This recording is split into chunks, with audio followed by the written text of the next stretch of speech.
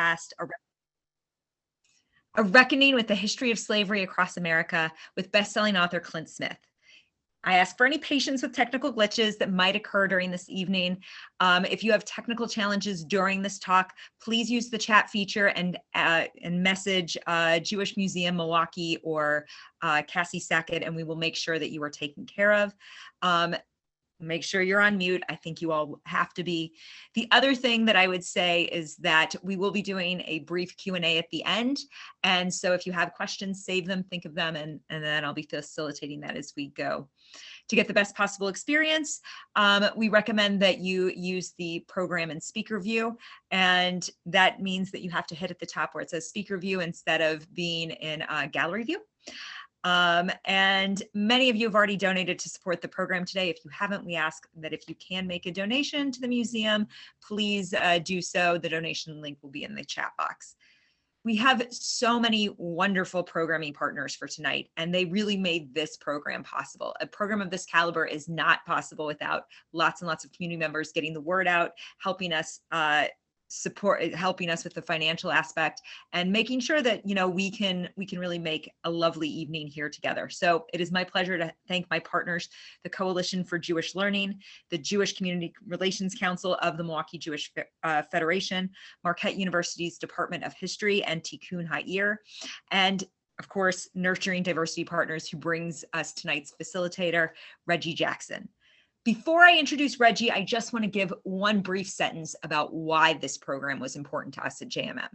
Right now, our special exhibit is called Brother, Can You Spare a Dime? And it features Jewish artists from the WPA and their representations of labor. And as we started looking at the WPA and all of the work that was accomplished, especially under the Federal Arts Project, that it gave us pause as we realized we couldn't do everything under the sun with the federal, all of the different federal programs under the WPA.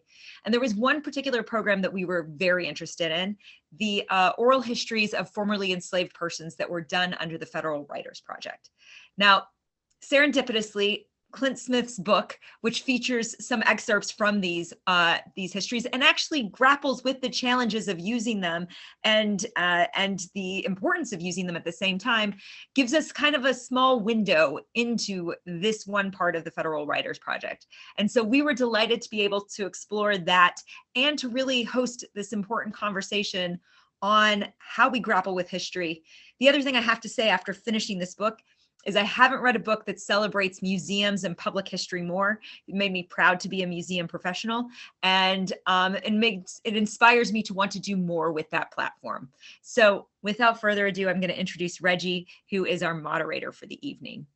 Reggie Jackson is a nationally heralded independent scholar and much sought after speaker, researcher, writer, and consultant to the media on race relations. He helps institutions and individuals understand how our country's racial hierarchy developed historically, its impact on our lives today, and how we can realize America's promise for all its citizens.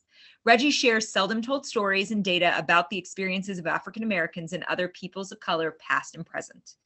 In 2002, Reggie began serving as the head griot, oral historian and docent, again, public history, central to what we do, for America's Black Holocaust Museum, leading hundreds of tours and training new griots. Years later, Reggie and Frank Kaplan began a new venture, Nurturing Diversity Partners, a Milwaukee-based organization that provides education, training, and consulting services to foster diversity, inclusion, and equity within institutions and communities. Since 2018, Reggie has been working with Nurturing Diversity Partners full-time. It is my pleasure to introduce Reggie. Well, good evening. Thank you so much, Ellie. Appreciate the opportunity to be with you all this evening. Really looking forward to engaging in some great dialogue with Clint. I'm going to just begin by saying that the book is just absolutely phenomenal.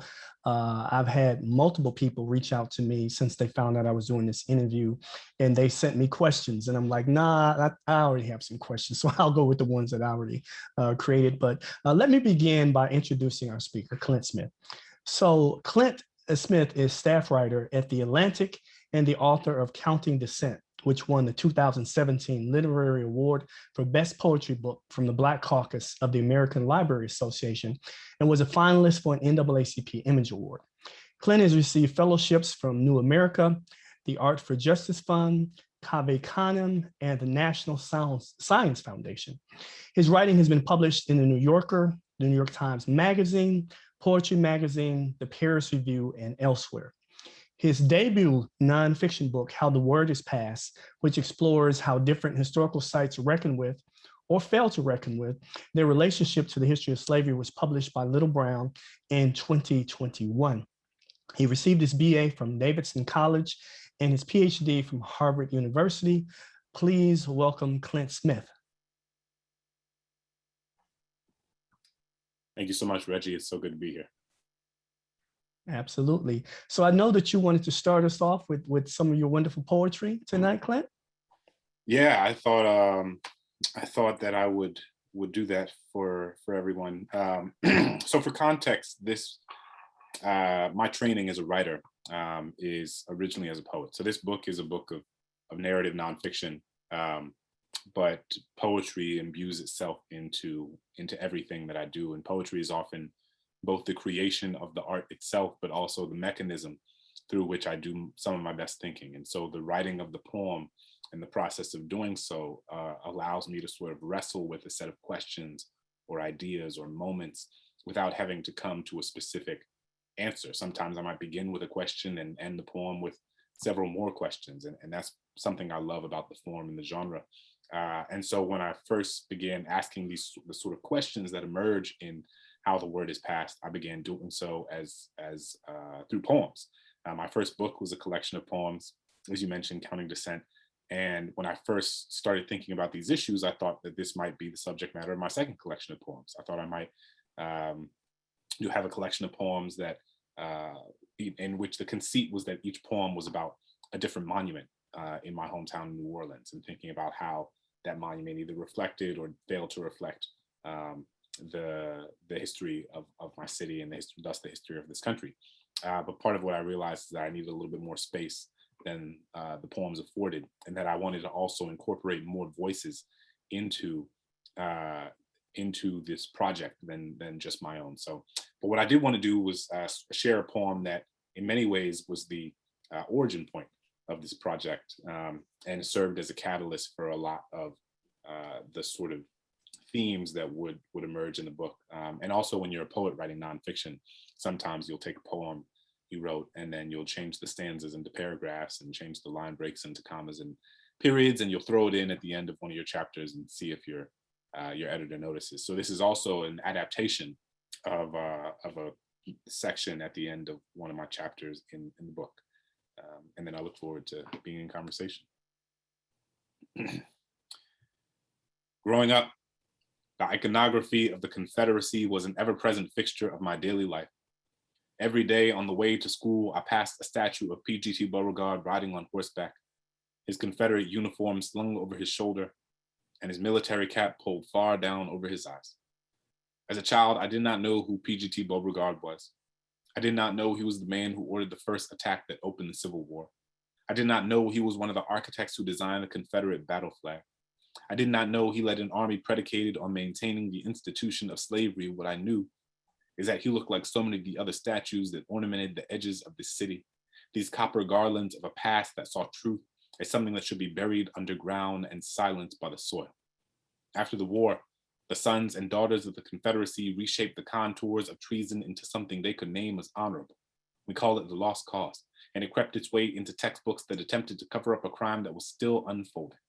They told us that Robert E. Lee was an honorable man, guilty of nothing but fighting for the state and the people that he loved, that the Southern flag was about heritage and remembering those slain fighting to preserve their way of life.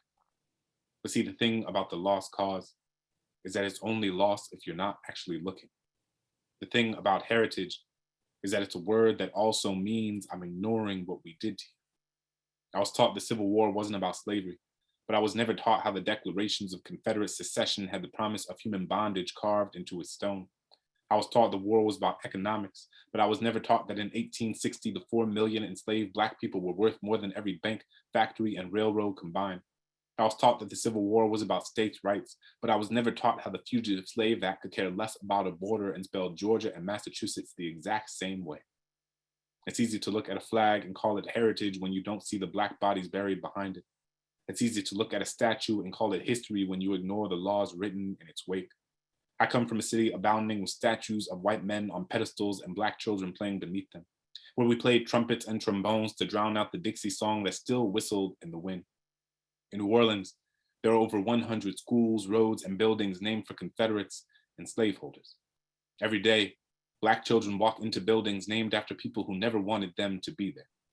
Every time I returned home, I would drive on streets named for those who would have wanted me in chains, go straight for 2 miles on Robert E. Lee, take a left on Jefferson Davis, make the first right on Claiborne. Translation, go straight for 2 miles on the general who slaughtered hundreds of Black soldiers who were trying to surrender, take a left on the president of the Confederacy who made the torture of Black bodies the cornerstone of his new nation, make the first right on the man who permitted the heads of rebelling slaves to be put on stakes and spread across the city in order to prevent the others from getting any ideas. What name is there for this sort of violence? What do you call it when the road you walk on is named for those who imagined you under the noose? What do you call it when the roof over your head is named after people who would have wanted the bricks to crush you? Wow, that's amazing. Very powerful, Clint. I think one of the things that stood out to me early on when I started to read the book is that you started with your hometown, New Orleans, and obviously with the poem you just shared, those things that you all in New Orleans are familiar with because you see these things on a daily basis are things that people around the country, probably up until just a couple of years ago, weren't even aware of the extent of, Confederate monuments and streets named after them, schools, things of that nature. But, my kind of history is aligned with the oral history tradition of griots in West Africa.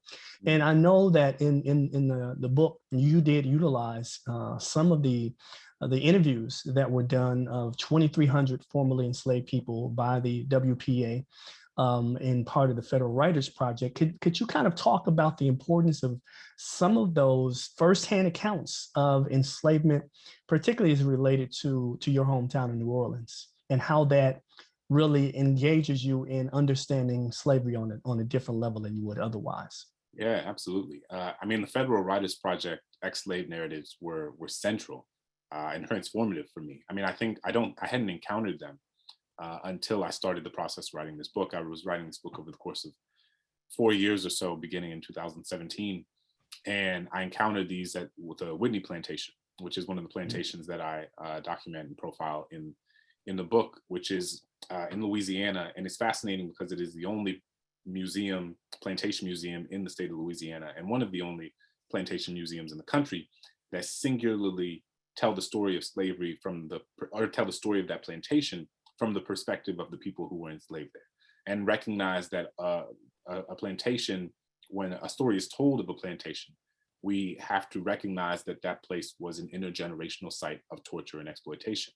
And it is interesting because the Whitney is surrounded by a sort of constellation of plantations where people continue to hold weddings and formal ceremonies and these lavish parties. And I spoke to wedding planners who talked about how sometimes the former slave cabins at some of these places would be used as bridal suites.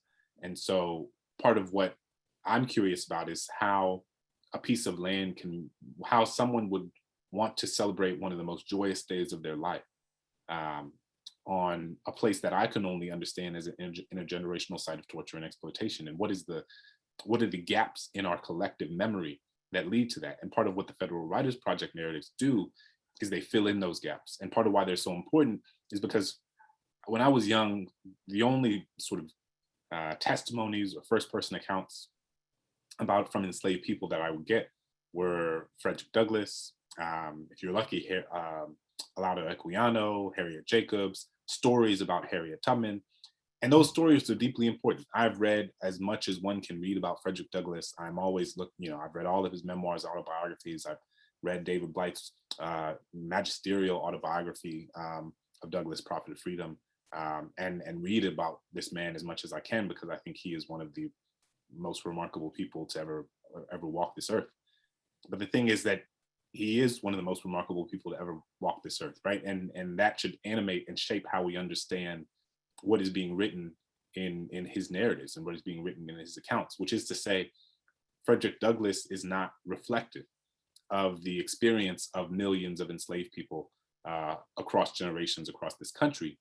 And he is exceptional. He's not just an exceptional enslaved person, he's an exceptional person. Like, the universe does not make many people like Frederick Douglass or Harriet Tubman and the like. And so if those are the only narratives of formerly enslaved people that we receive, we can inadvertently, even though we are well-intentioned in engaging with those narratives, we can inadvertently fall into the trap of having developing a distorted understanding of what slavery was, because the vast majority of people did not escape slavery. The vast majority of people did not learn to read and write. The vast majority of enslaved people did not fight their slave breaker and then escape, right? The vast majority of enslaved people did not live in Maryland in close proximity to different states in the North that would facilitate such escape. Frederick Douglass escaped slavery by pretending to be a sailor and getting on a train to New York. I mean, that's simply not possible in a state like Georgia, Alabama, Louisiana, and the like. And so, as important as those are, what the Federal Writers Project does is give us a sense of what life was like for ordinary enslaved people. Because the vast majority of us are just ordinary people who are trying to develop a sense of purpose in our lives, cultivate meaning, cultivate community, cultivate an identity. And part of what I love about the narratives is that they capture the sort of minutia and granularity of everyday life. They capture these small moments of enslaved people reclaiming agency in the face of an institution that is constantly attempting to take that away. You know, the moments I love most are when you have a narrative describe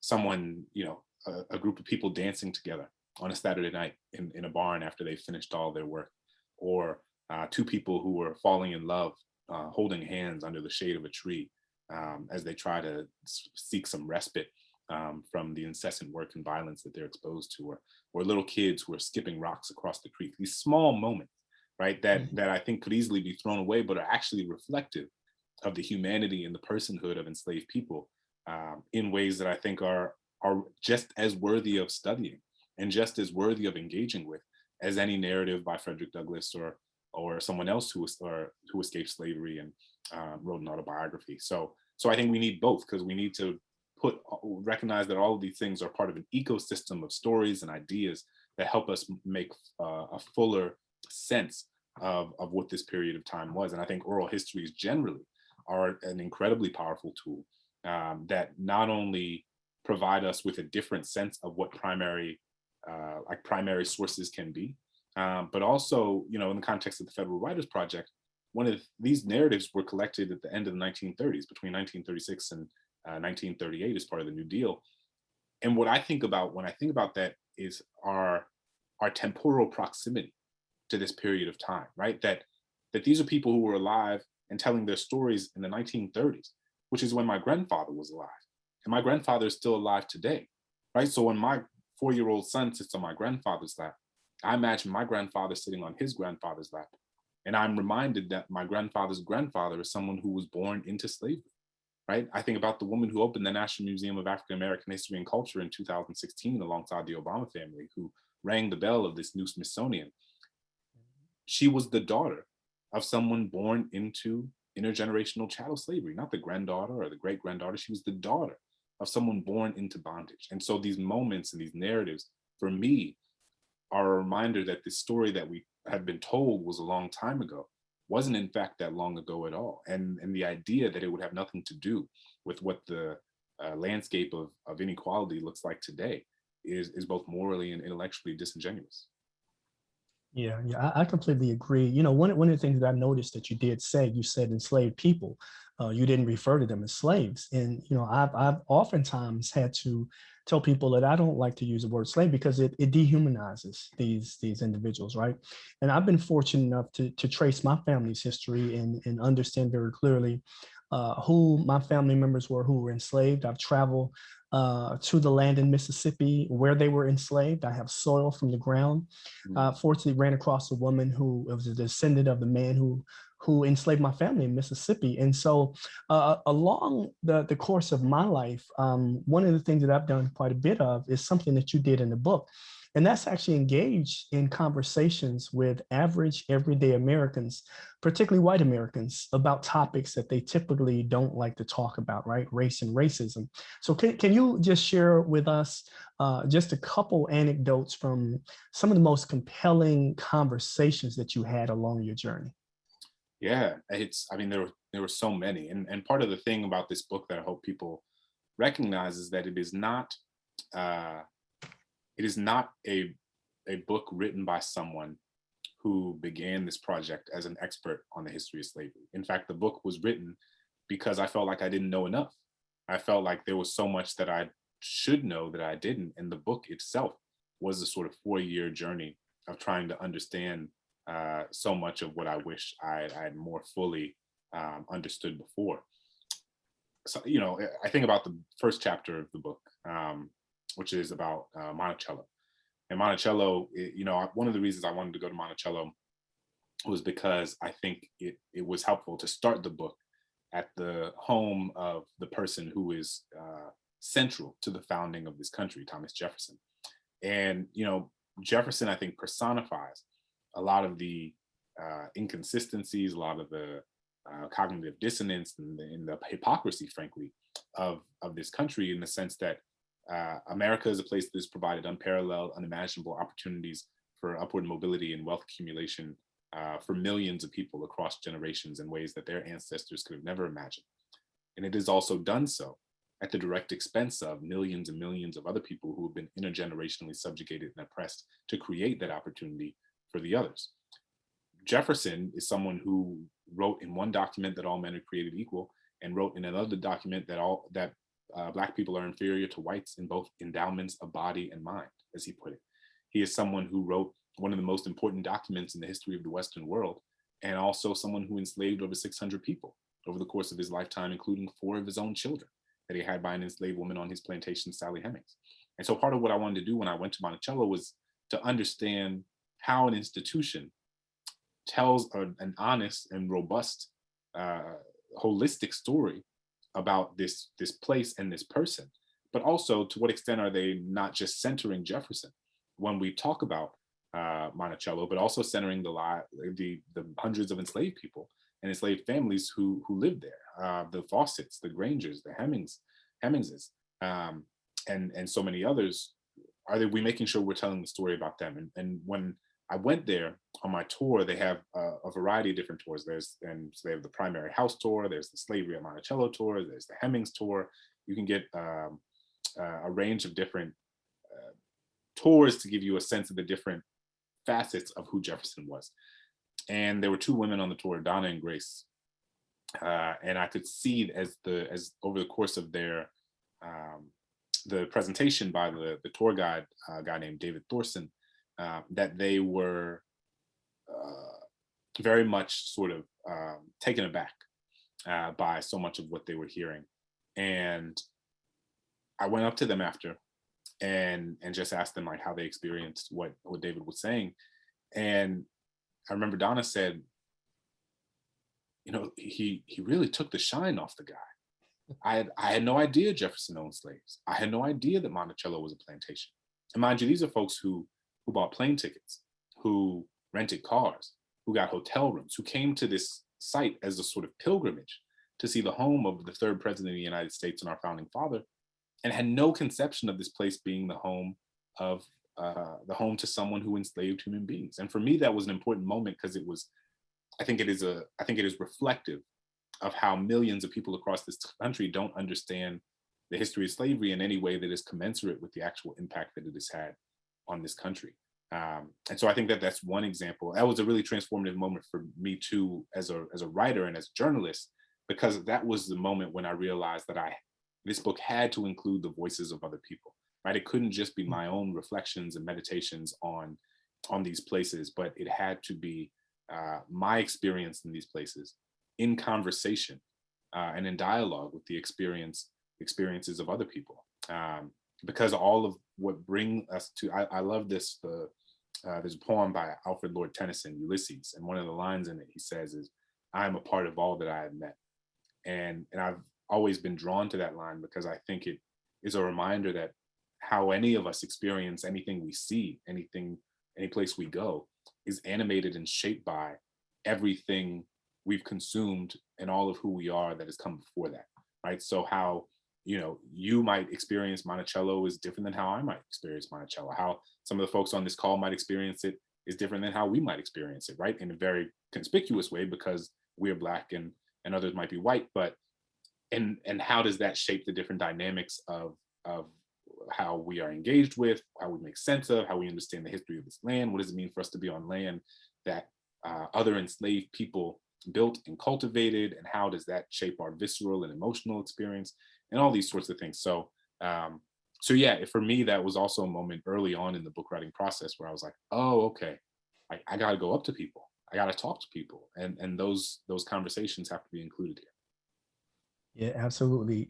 So, considering the trips that you took to so many places and all of the conversations that you had with people that you mentioned in the book, one of the things that has really kind of happened over the last year or so is we kind of had a racial reckoning after George Floyd was murdered last year. And a lot of people have engaged in conversations that they never had before.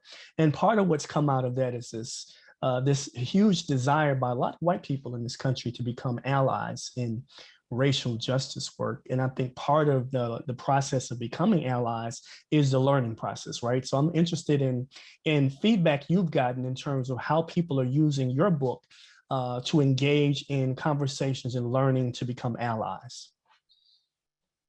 Yeah, I think that what I hope my book can be is hopefully an entry point into parts of history that people might not have encountered. Because part of what I take seriously, and part of what I think so many of the tour guides and the docents and the public historians that I document in the book take seriously, is that there's a sort of balance between extending grace and generosity, and also on the other end, accountability and responsibility. Which is to say, the reality is that we have a systemic structural issue with education in this country, in which, as I mentioned, I'd argue the majority of people in this country aren't taught about slavery in any way that is commensurate or proportionate to the impact that it has had and continues to have on this country. And so if someone doesn't know something, it wouldn't be helpful for me to engage with them antagonistically, or to suggest that they have done something wrong, unless I'm also extending the opportunity for them to think about and learn about things that they might not have even realized they didn't know about. And I say that because in different facets of my own life, people have extended grace and generosity to me in when they didn't necessarily have to. And that has allowed me to sort of step in to a set of experiences, a set of ideas, to take those seriously and to engage with them in ways that allowed me to sort of broaden and more fully understand a set of different experiences.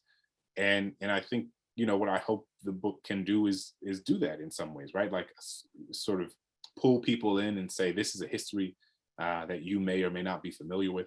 It is a history that I was not familiar with in so many ways, right? In so many ways, this book is written for, the audience is a 16-year-old Clint.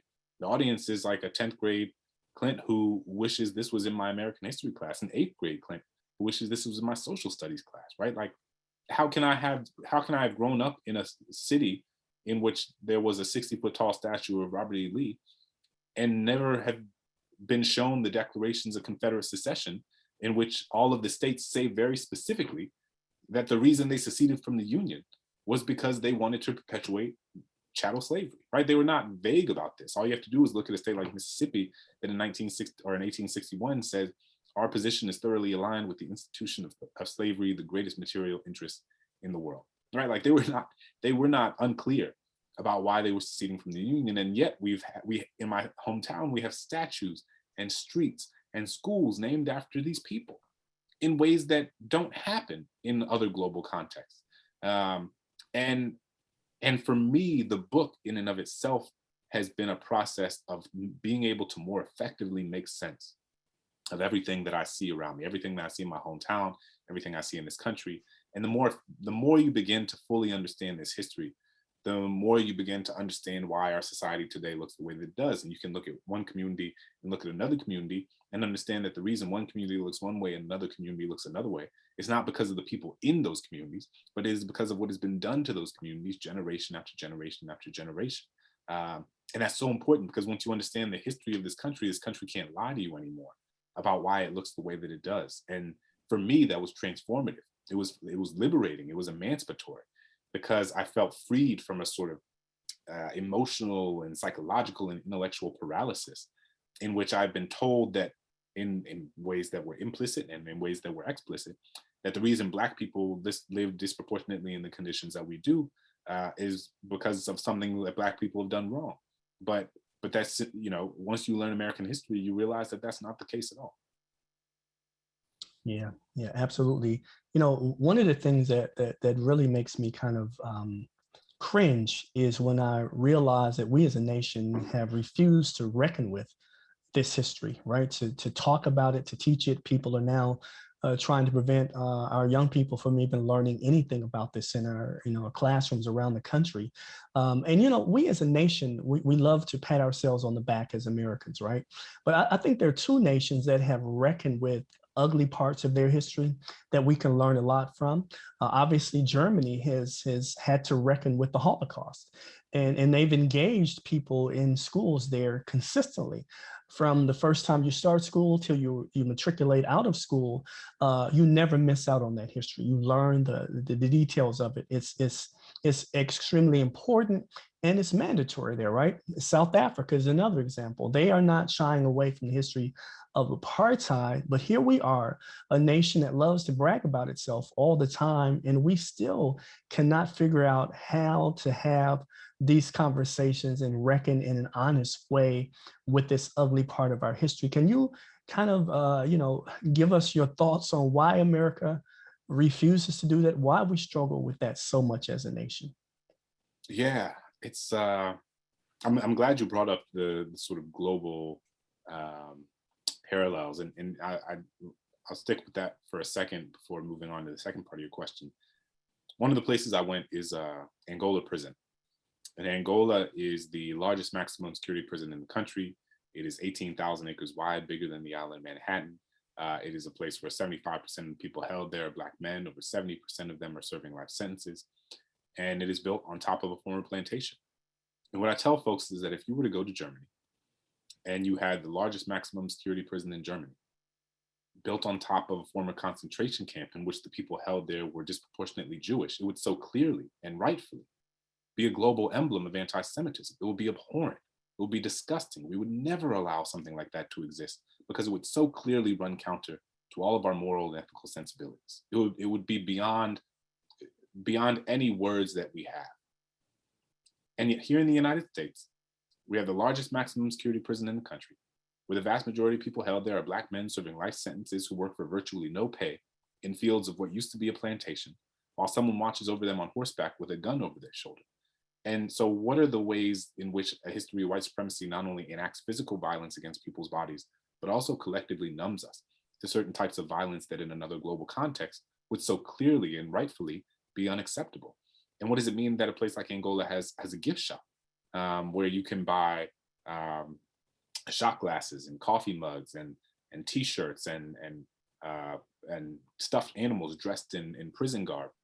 On those T-shirts and on those coffee mugs, they have a silhouette of a watchtower and the words "Angola, a gated community" printed on it, as if to belittle or make a mockery of the conditions of the thousands of people who continue to be held in that prison. And so, when you think about a place like Germany, part of, it is not to say that Germany is perfect. Germany certainly has issues with anti-Semitism that it continues to need to reckon with.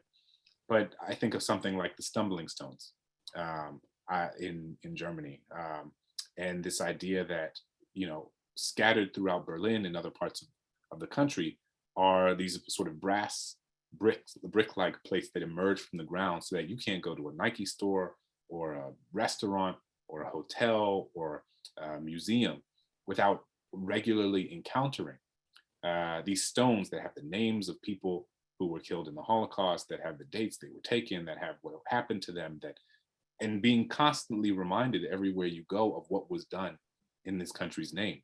And so what would it look like if we had that here? Like, what would it look like if we had, a sort of set of stumbling stones across this country in which in which you saw where slave blocks were held, or where slave auctions were held, where enslaved people were sold, where families were separated, where indigenous removal and genocide took place, where Japanese internment took place. All of these places, all of these things that would help us more effectively understand what has happened in this country, so that we more effectively understand why this country looks the way that it does today. And part of why we don't do it, to answer the second part of your question, I think is because for so many people in this country, history is not about empirical evidence. It is not about primary source documents. It is not about fact. It is a story that they are told. And it is a story that they tell. It is an heirloom that is passed down over the course of generations. And I think about a guy named Jeff, who I met when I went to the Blandford Cemetery, which is one of the largest Confederate cemeteries in the country. The remains of 30,000 Confederate soldiers are buried there. And I was speaking to Jeff, because I spent the day at this cemetery with the Sons of Confederate Veterans, which was an experience. And Jeff was one of the Sons of Confederate Veterans, and he was telling me a story about how he would sit in this gazebo in the middle of the cemetery with his grandfather, and his grandfather would they would sit there at dusk, and they would watch the deer come out and chew on grass around the tombstones, and his grandfather would sing him these Dixie songs, and tell him stories about the brave men who fought in the War of Northern Aggression, and who gave their lives in order to keep their communities safe from the Yankees. And these are messages and stories that Jeff internalized, and now he tells those same stories to his granddaughters. And for Jeff, accepting the empirical evidence of what the Civil War was actually fought over and what secession actually was caused by would be to accept that his grandfather was telling him lies, which would bring into question who he understands his grandfather to be, which would then bring into question what he understands his relationship with his grandfather to have been based on. Because if your relationship with your grandfather is part of what shaped who you are, and then you realize that the stories that he told you and the things that he shared with you were a lie, it sort of threatens to disintegrate so much of who you believe yourself to be in the world, right? So part of why people cling to mythology is because nostalgia and mythology allow them to hang on to a sense of what they believe this country is, and who they believe they are within the context of a mythologized country, in ways that give them a sense of purpose and meaning and value that would not exist in the same way, but for the mythology that they continue to grasp onto. And so for many people, plainly, it is like existential. Their sense of who they believe themselves to be in the world is tied to a set of lies. And for many people, it's hard to let go of that. Yeah, absolutely. One of the interesting places I found, you talked about Angola. There's a similar prison in Mississippi, Parchman Prison, which is about 20 miles from my hometown in Mississippi. Very similar situation in terms of what it looks like today versus what Angola looks like. And so, I visited a couple prisons here in Wisconsin and a prison in Minnesota. And, it was my first time inside of a prison. And, we have all of these kind of thoughts that go through our mind about what it looks like inside of a prison based on movies and television shows and things of that nature. But when I went inside of these places, it was completely different than I imagined. And so I can imagine for you as a person who really wanted to explore what the Angola experience was like, can you talk about how that impacted the work on the book, particularly when you had to kind of think about how do I articulate these stories, which are such extreme stories that people will probably have a hard time believing some of them? In terms of the stories that I was telling about these places in the book. Yeah, about Angola in particular. Yeah, I think part of it was that I wanted to write a book of history that felt like a novel, right? I wanted it to read like literature. And part of what that meant was that I became the protagonist of this piece of literature.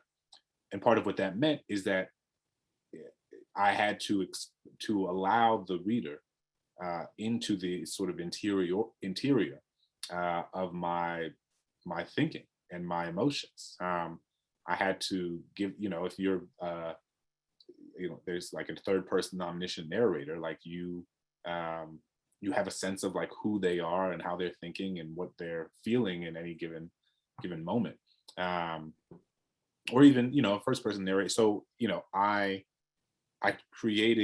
wanted people to read it as if I were the first person narrator of a novel. And that meant that in a moment like Angola, it is not merely observation, but it is like part of what I had to include was what those moments made me feel. Part of what I had to include was like, what it felt like to stand in an execution chamber, that it killed all these people with taxpayer dollars, many of whom were poor, mentally disabled, or intellectually disabled rather, disproportionately Black.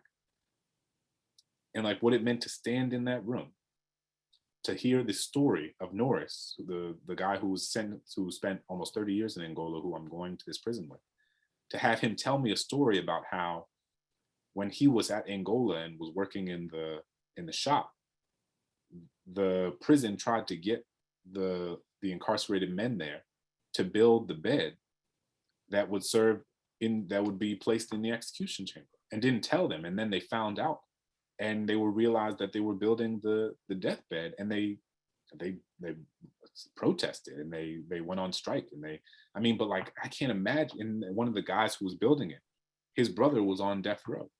And so like, that's not, in a moment like that, I'm not just going to tell you that. I'm going to be like, I think it was important for me to say how that revelation and experience make me feel. Because I think what I hope it does is give the reader permission to sit with their reactions and feelings at the same time, whether they're the same as me or whether they're different. But I think instead of just like, this happened, this happened, this happened, this is what I saw, this is what I saw, this is what I saw, this is the history, this is the history, this is the history. You have to provide moments where people can sort of step back and take a breath. I needed those moments, and so I know that the reader needs those moments. And my hope is that, being honest about the way that I am by no means like a neutral or objective party here, right? That I have emotional investments, that I have things I struggled with. And I try to be honest about all of that, right? Like about the things that brought me joy. I think about Galveston. I think about my grandparents, and then about the things that were incredibly haunting and unsettling at Angola or at Blanford, or so many of these places. Thanks for that, Clint. As you talked about your travels to Senegal and Gorée Island, I know a lot of people here in the Milwaukee community that have been there, that have gone back to Africa, and they visited, some of these places, Gorée Island, and similar places. And, you articulated something about Gorée Island, and I think is really quite different than what many people talk about in terms of the stories that they hear there. And you were able to kind of break that down and talk about why the stories are different than what people are told. And I'm wondering, as you were traveling to go to Gorée Island, and you had this impression in your mind based on things that you had probably heard, how did that really impact you emotionally to hear that some of the things that people have been told are not necessarily accurate, but the stories are still important, even if the numbers don't necessarily match up? Can you kind of talk about that kind of maybe dissonance that you had? Yeah, that was one of the trickiest chapters to write and to think about, because I had gone to Gorée Island in Senegal. I studied abroad in Senegal when I was a college student, when I was a junior in 2009. And and it was a really powerful experience. I went and I was told that millions and millions of people this was the last place from which they were sent to the new world. And you're like standing in the door, and you're having this like really emotional experience. And then I learned later, I guess, a decade later, when I go there the second time, that story, that original story that I heard, that so many people who visited Goree Island have heard, is not necessarily true. It is not. Millions of people were not sent from that home in Goree Island. It was more like 30,000. And, to be sure, 30,000 is still a lot of people. Like, that's a lot of enslaved people to be sent from anywhere. And as the director of the site says, one slave is too many, as he put it. And part of what you have to do at a place like that is recognize the historical context that shapes how they tell the story. So part of what happened is that there's a history of colonialism that was, ever present in these places across West Africa over the course of centuries. And it wasn't until the 50s and 60s and sometimes even the 70s that these European colonial powers left these West African nations, and that they had independence, right? The civil rights movement was happening in America at the same time countries like Nigeria and Ghana and Senegal were gaining independence from Britain, France, and Portugal, depending on which country you're in. And so these countries are now in a position where they are attempting to tell the story of their history free from the proverbial shackles of colonialism, and doing so with limited documentation or limited access to information that would inform how they tell the story. So part of what happens is that many griots of that place would come up with stories that were in many ways symbolic of something, of a larger phenomenon that was happening, and would use numbers that were not based on empirical evidence necessarily, but were based on a sense of, again, a larger idea, a larger concept that happened. And so what I think that a place can reflect something that is true, while I think that a place can misstate a set of facts while still speaking to something that is true. So the difference between Goree and Blandford is that Blandford is just misrepresenting history, and there is no basis of truth in the story that they tell about the Confederate Army. Whereas a place like Goree Island is a place that is attempting to tell a story and fill in the gaps of a history that they have purposefully been prevented from filling in. And it is doing so in ways that they're continuing to gain more information and learn more all the time about how to best tell that story. Even now, they're in dialogue and in partnership with a range of different scholars and others who are helping them tell a more robust and holistic story. And I think that's the mark of the best museums. The story that Monticello tells about itself now is very different than the story Monticello told about itself 10, 20 years ago. And I think the best museums, the best historical sites are constantly revisiting, are constantly reconceptualizing, are constantly interrogating the story that they tell, and using new information or new archival data or new history to inform the way that they tell the story or tell the story about themselves. Great.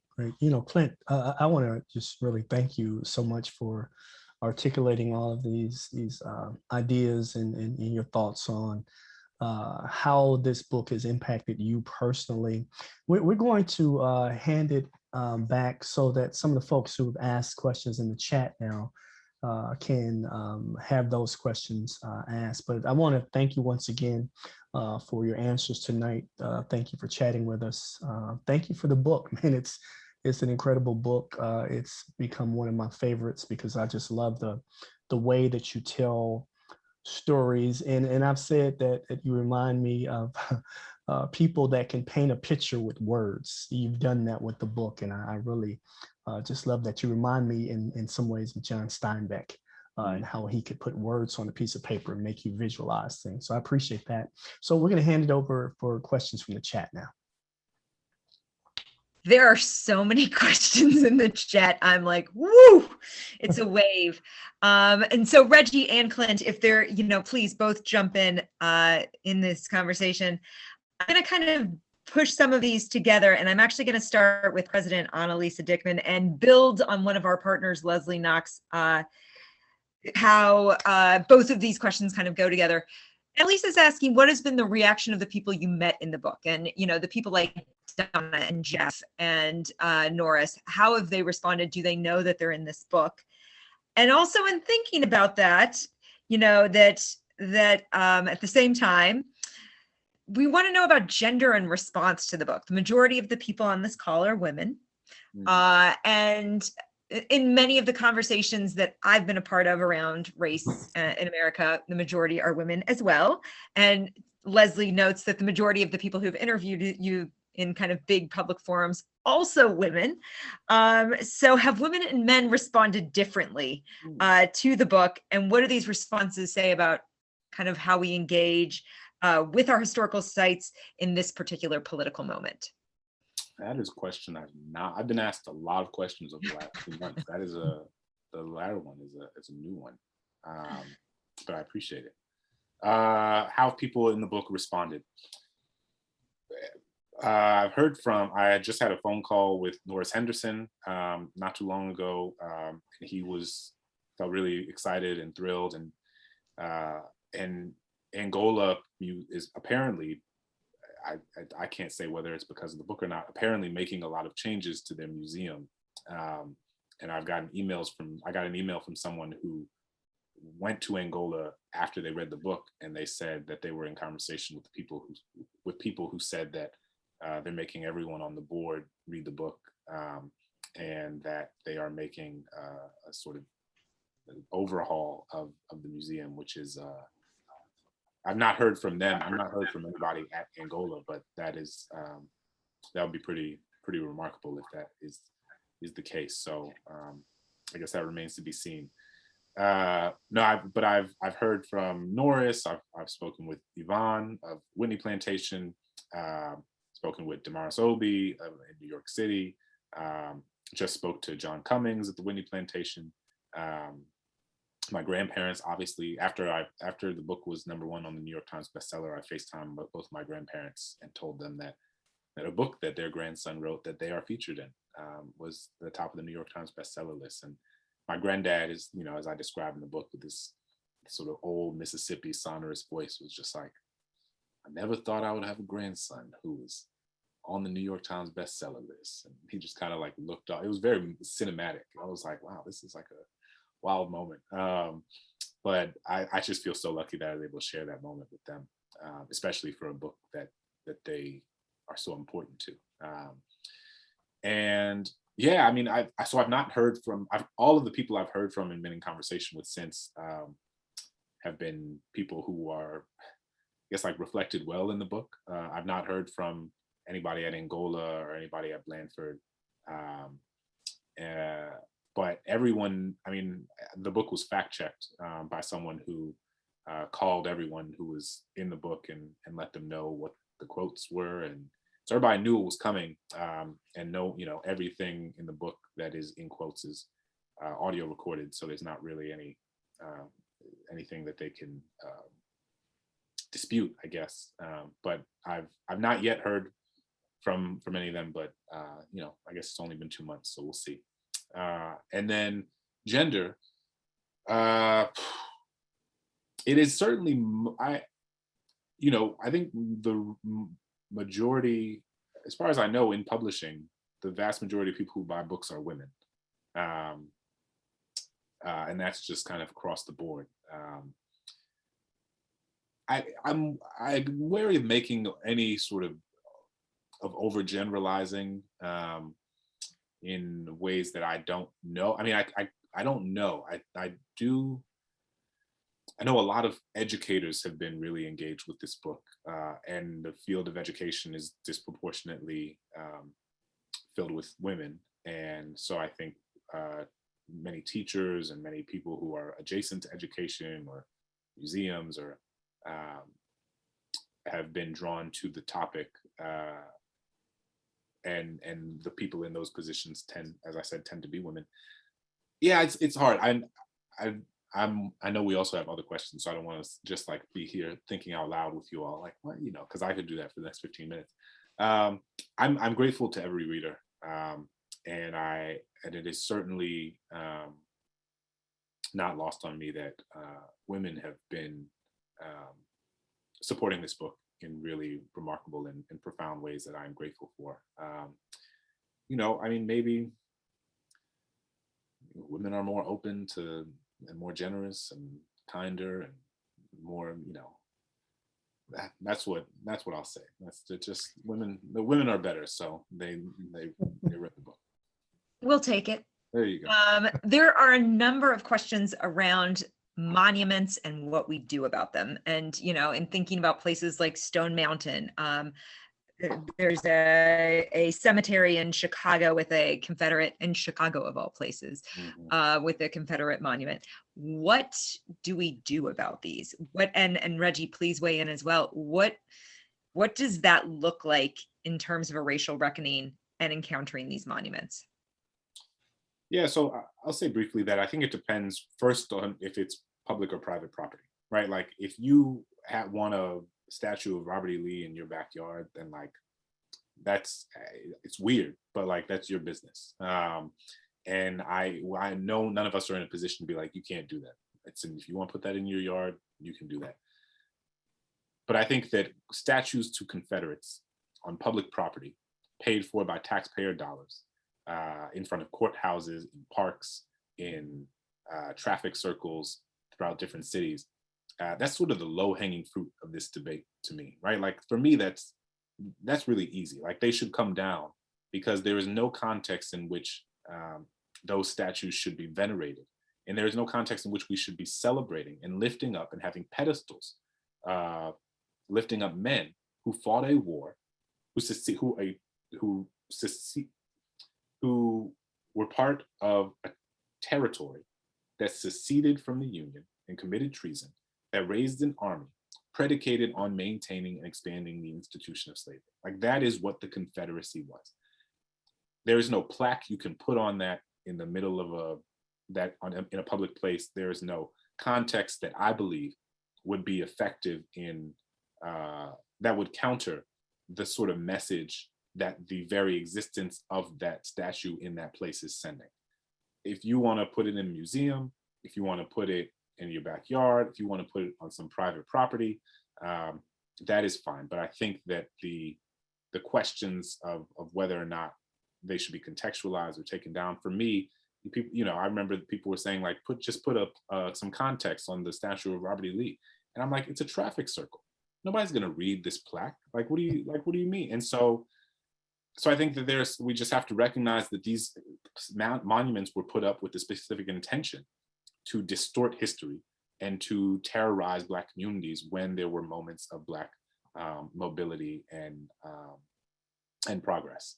And that is what they are. I think for other monuments, there can be people that aren't Confederates, people of good faith can have different conceptions of what should happen to them. I mean, in my hometown in New Orleans, we're having conversations about whether, you know, what names of buildings should be changed and shouldn't be changed. And, you know, I think that I largely fall into the position of thinking that local communities should make those decisions for themselves outside the context of Confederate statues, because those should come down. But for statues of other figures, I think that communities should engage in the democratic process of trying to figure out what is best.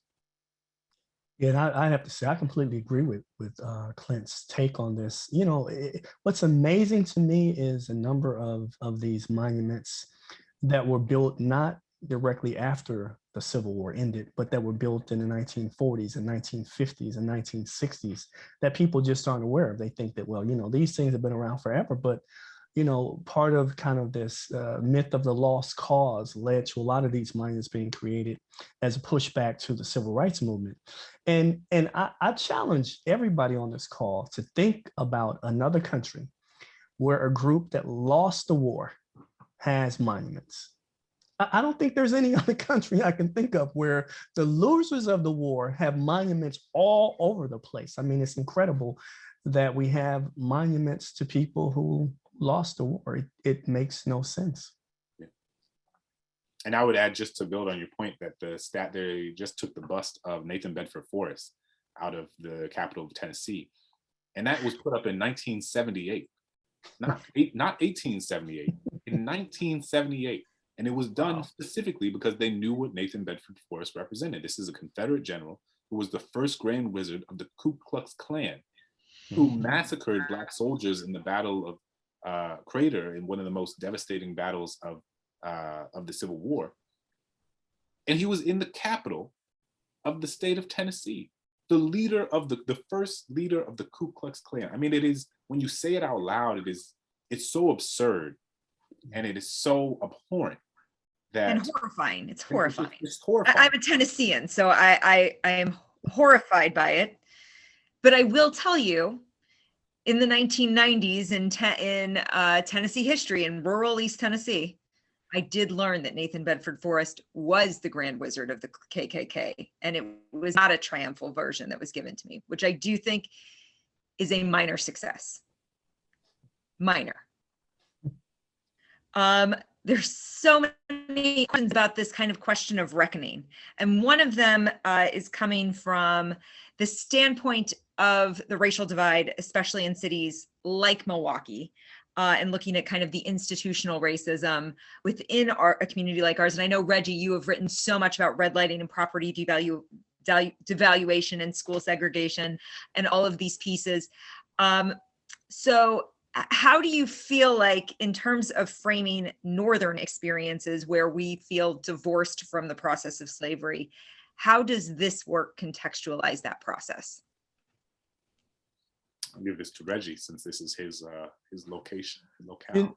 Well, you mentioned the Confederate monument in Chicago. There was a Confederate monument in Madison, Wisconsin, our state capital, for many years, just removed less than 2 years ago.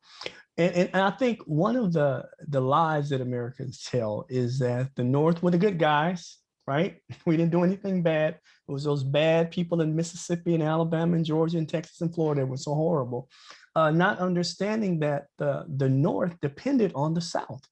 We talk about the crops, the cotton, the tobacco, all of these crops from the South, but where were they processed at?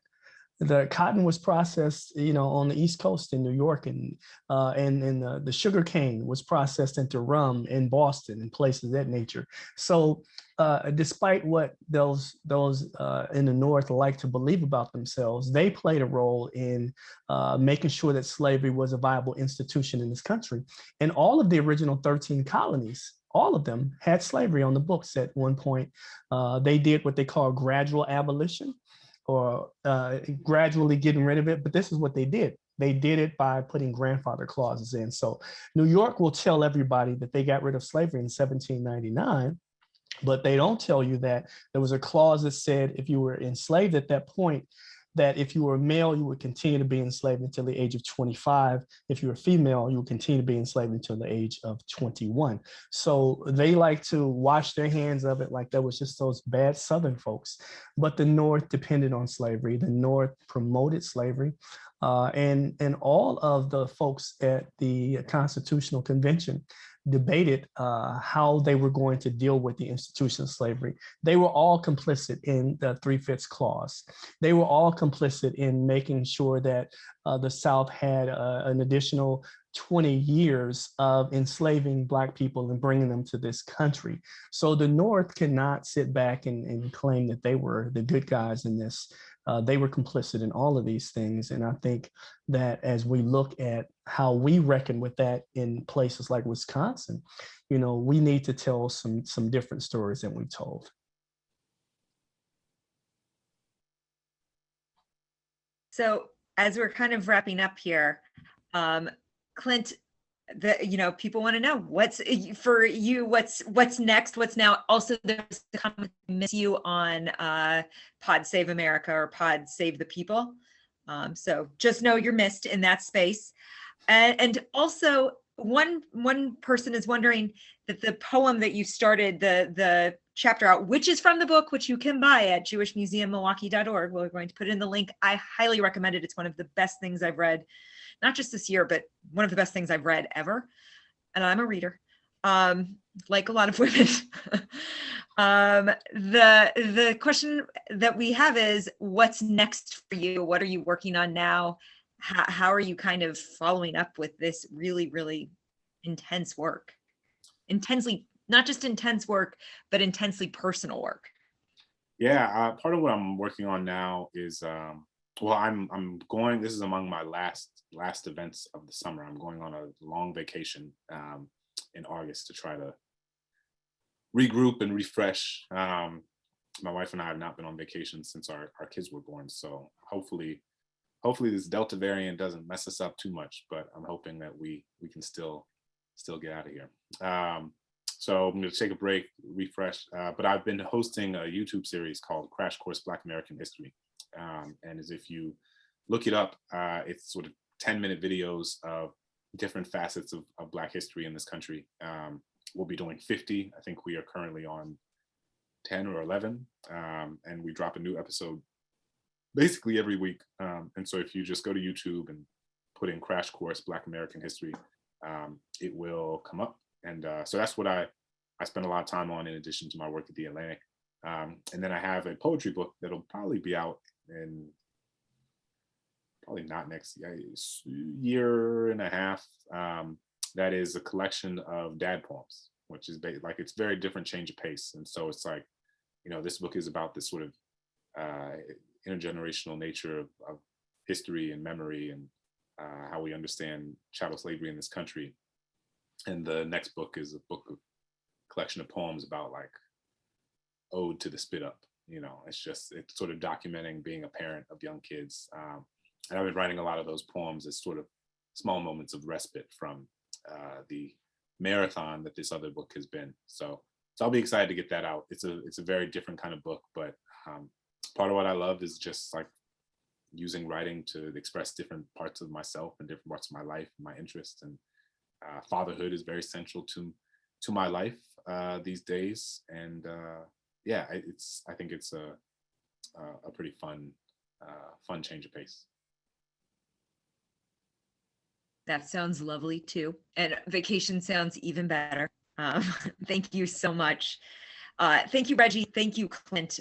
This has been really a powerful, profound exploration. I can't stop talking about this book. And I do think there is this point, as a museum person, as a museum lover, that I'm excited someday, Clint, to take you through my museum, because I'm like, ooh, the way he talks through museum guides, it's like envy inducing. You're like, oh, I want to be one of those people. So is there anything else, Reggie, Clint, that you guys want to say in closing as we're wrapping up tonight? Just thank everybody so much for spending time. I know so much is on Zoom these days, and sometimes another Zoom is the last thing people want to do, but I'm very grateful that you all spent the evening with us. And likewise, and listen, if you haven't read the book, read the book. You'll be a better person as a result of it. Clint, I very rarely read a book and want to have a conversation with the author afterwards. The first book that made that happen was Just Mercy by Brian Stevenson. And so when I found out that I was going to be doing the program with you, I was absolutely like a kid in a candy store. That's how happy I was. So thank you for allowing me into your space, Clint. Appreciate it. No, thank you. I appreciate it very much. So to wrap up tonight, yes, buy the book. You can do that at jewishmuseummilwaukee.org. Cassie put the link in the chat.